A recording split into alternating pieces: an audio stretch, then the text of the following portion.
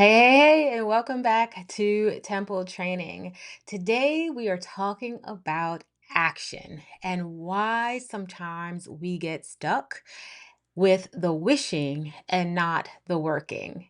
If you're new here to my channel, I am Andrea Johnson, aka Coach Drea, and I help Christian women over 40 manage menopause by aligning their faith and learning how to move and fuel their bodies so they actually enjoy this season of life. Today, this month, we are talking about what it looks like to not only reflect, we're reflecting on the year, we're reflecting on the month, we're reflecting on how things have progressed over the year. In that reflection, it will require action to get to the next step. All right, let's talk truth. A lot of women, they do take the time to reflect. In fact, I'm planning today to attend a goal setting session. This is something that I do annually to kind of review the year, to set myself up for success in a good way for the next year. But when we reflect, a lot of us don't respond. We'll write in journals, we'll make to-do lists, we might even cry and pray over the things that we're trying to achieve. But today I want to show you exactly why reflection that does not lead to action is just entertainment, right? We want to be women of action. When we go to the word, Philippians 2, verses 12 through 13 says, for us to work out our salvation, for it is God who works in us to will and to act according to his good purpose. Something to notice here is that God is the one that supplies the power, but we supply the participation. We are his workmanship. We're going to have to put movement to our purpose.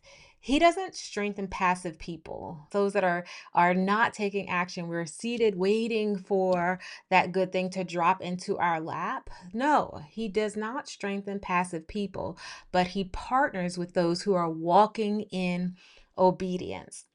And so it brings me to that conclusion that reflection is not about replaying the year or the highlight reels just to do it, but it's really about responding to what God is revealing to you during that reflection process.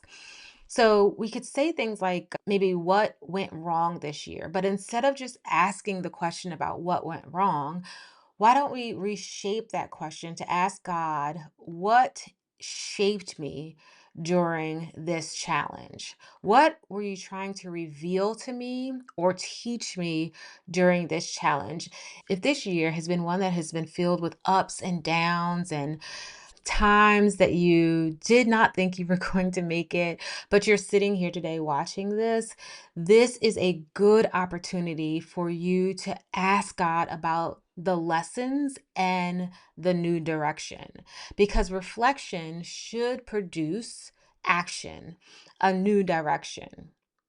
So, this week in your solitude time, I want to encourage you to take 15 minutes to ask God to come into your space, reveal to you as you reflect, and to offer you direction for your next step. You can ask questions like, where did I grow stronger spiritually this year? Where did I become lazy or inconsistent physically this year? I think this is important because it also helps us to realize our own rhythms of life throughout the year. It invites us to a space where we can be prepared for those ups and those downs in the new year. You can ask God, where is he calling you to tighten up on some discipline instead of making excuses for yourself?